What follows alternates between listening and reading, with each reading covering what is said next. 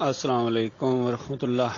ہمارے پیارے بھائی لگے ہوئے ہیں شرک اور کفر کی کھال اتارنے، توحید کی دعوت دے رہے ہیں۔ اللہ تعالیٰ ان کی کوششوں کو کامیاب کرے، اور اللہ تعالیٰ ایسے مومن بندوں کو بہت زیادہ پسند کرتا ہے۔ یقین کیجئے سب سے حسین ترین بات اس دنیا کی توحید کی بات ہے۔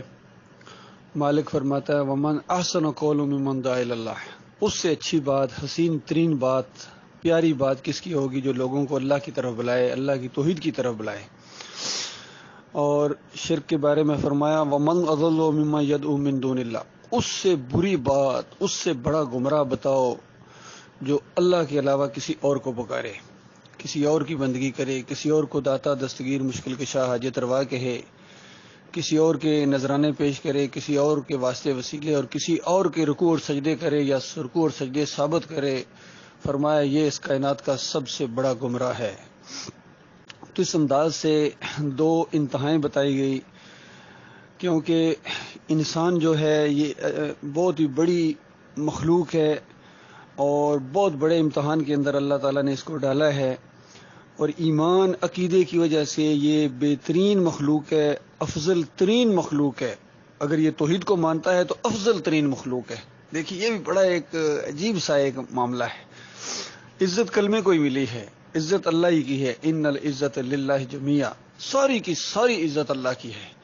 اور پھر اللہ تعالیٰ کو ماننے کی وجہ سے اللہ تعالیٰ نے عزت دی ہے۔ مخلوق میں جو جتنا زیادہ مانتا ہے اس کو اس انداز سے اللہ نے عزت دی ہے۔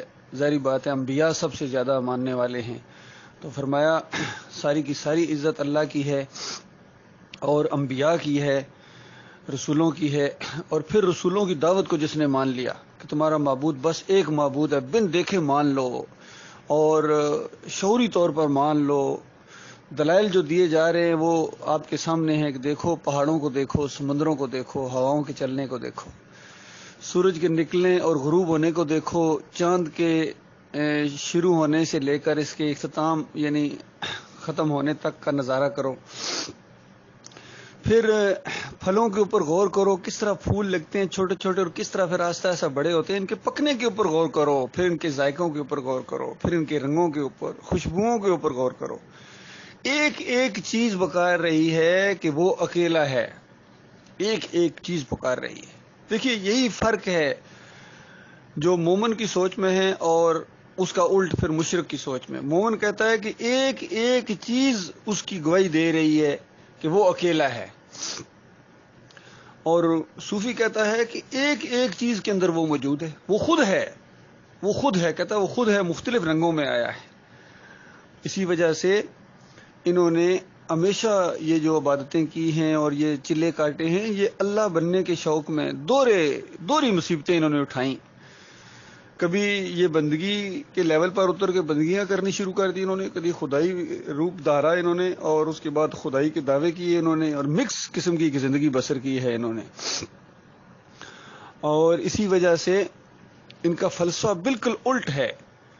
دیکھیے جس طرح قرآن کے اندر آیا ہے کہ موسیٰ علیہ السلام کو اللہ تعالیٰ نے 30 دن کے لیے کوہ طور پر بلایا کہ 30 دن وہاں آؤ، اور پھر اس کے بعد 10 دن اور بڑھا دیے۔ مالک کا جو چاہے کرے، دیکھیے مالک اس چیز کی پرواہ نہیں کرتا کہ پہلے 30 دن کہا تھا، یا کوئی اعتراض کرے کیسے کرے اعتراض کہ آپ نے تو 30 دن کے لیے کہا تھا، یہ آپ نے بڑھا کیوں دیے۔ اصل میں یہی وہ چیزیں ہوتی ہیں جس سے اللہ تعالیٰ پھر فتنے میں ڈال دیتا ہے۔ پچھلی قوم انتظار کرتی رہی، 30 دن کا کہہ کے گئے ہیں، 30 دن سے جیسا اوپر ہوئے نا تو انہوں نے اپنا ایک علیحدہ راستہ اختیار کر دیا۔ اب کوئی روکنے ٹوکنے والا نہیں ہے۔ جنہوں نے روکا ٹوکا تھا ہارون علیہ السلام نے، ان کو اتنا انہوں نے دبایا کہ بالکل قتل کرنے کے اوپر آگے تھے، اندازہ لگائیے، قتل کرنے کے اوپر کہ اب اگر زبان کھولی تو میں قتل کر دیں گے، تو بس اس وقت وہ رکے ہیں۔ تو موسیٰ علیہ السلام نے جب 10 دن اور اللہ کی وہاں عبادت کی، تو پھر مالک نے جب کلام کیا، تو جب پوری کائنات کا مالک کلام کر رہا ہو، اندازہ لگائی کیا شان ہوتی ہے۔ تو محبت کے جوش میں آ کے موسیٰ علیہ السلام کہتے ہیں میرے مالک مجھے اپنا دیدار کرا، یعنی جس کا کلام اتنا خوبصورت ہے وہ خود کتنا خوبصورت ہوگا۔ تو مالک نے کہا نہیں موسیٰ تم میرا دیدار نہیں کر سکتے ہو، یعنی یہ اللہ کا ایک نظام ہے، اللہ کا منصوبہ ہے، یا دنیا میں کوئی اللہ کا یہ ایمان بالغیب کا امتحان ہے. جس طرح کوئی پیپر ہوتے ہیں تو پیپر اگر بیٹھنے سے پہلے اس کو پیپر دکھا دیے جائیں تو پھر تو پیپر ختم ہو جاتا ہے, دوسرے لوگ بھی اعتراض بھی کریں گے. اب کس چیز کا امتحان؟ کچھ لوگوں کو پیپر دکھا دیے اور کچھ لوگ ابھی بغیر دیکھے دیے, تو امتحان ہی نہیں ہے, فراڈ ہے, دھوکہ ہے, زیادتی ہے, ظلم ہے, ناانصافی ہے.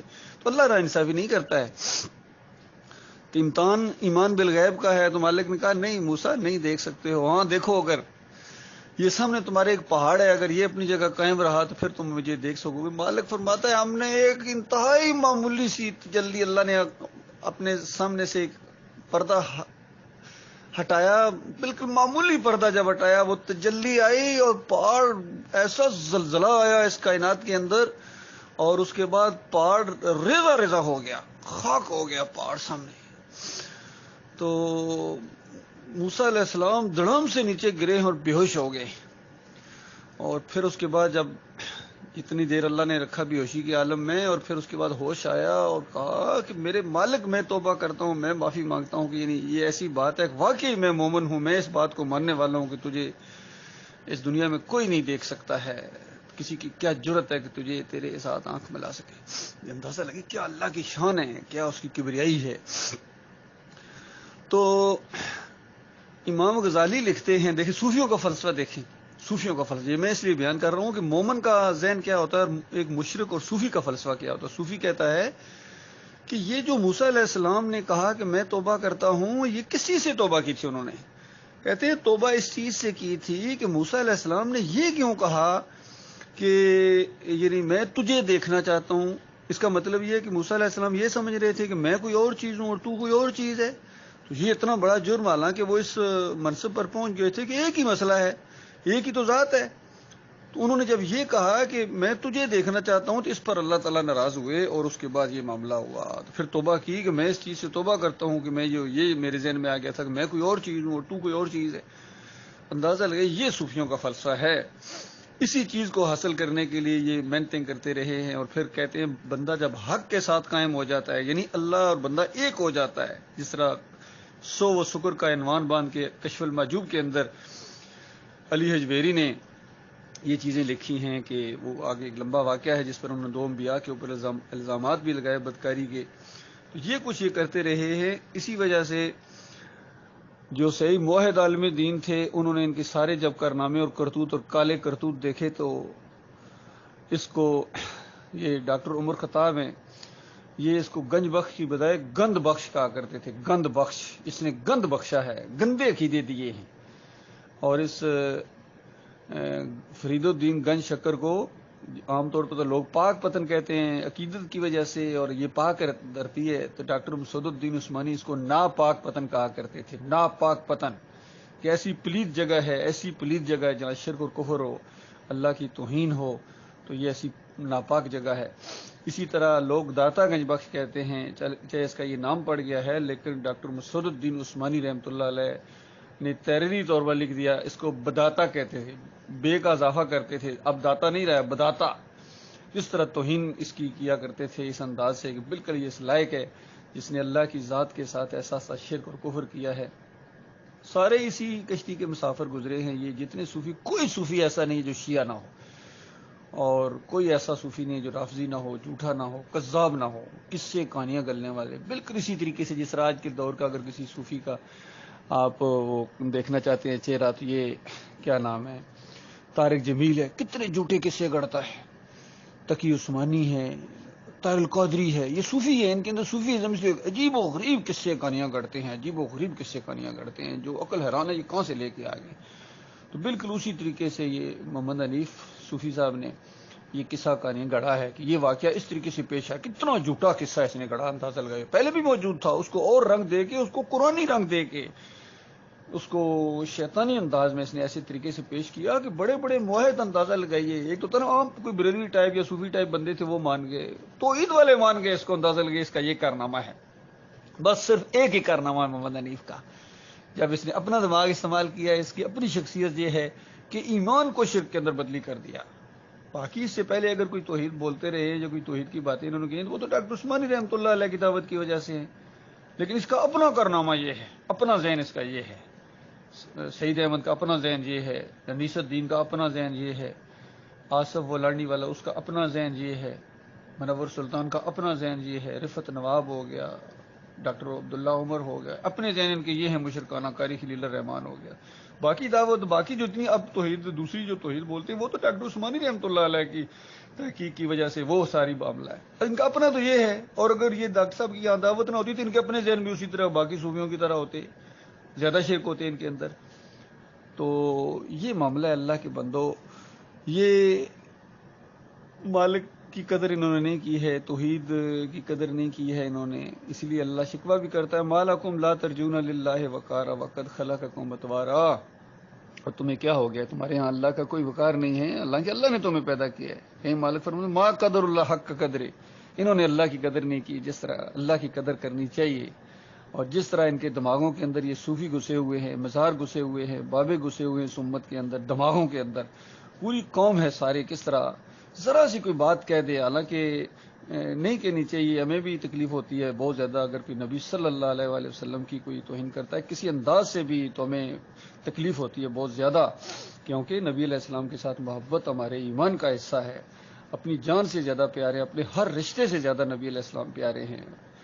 تو کوئی بھی اگر تکلیف یعنی ایسی بات کہتے تو بہت سخت تکلیف ہوتی ہے. اور ان لوگوں کو جتنے بھی جلوس نکلتے ہیں سارے اس طریقے سے نکلتے ہیں، لیکن کبھی کوئی جلوس نکلا ہے اس دھرتی کے اوپر کہ یہ بات اللہ کی توہین ہو گئی ہے، اللہ کے علاوہ کسی کو داتا کہہ دیا گیا، اللہ کے علاوہ کسی کو مشکل کشا کہہ دیا گیا، اللہ کے علاوہ کسی اور کا نعرہ لگا ہے، نعرہ حیدری یا علی مدد لگایا، جلوس نکالو اس کے خلاف، یہ 11ویں کی دیگ پکی ہے، اللہ کے علاوہ نظر و نیاز ہو رہی ہے، جلوس نکالو اس کے خلاف.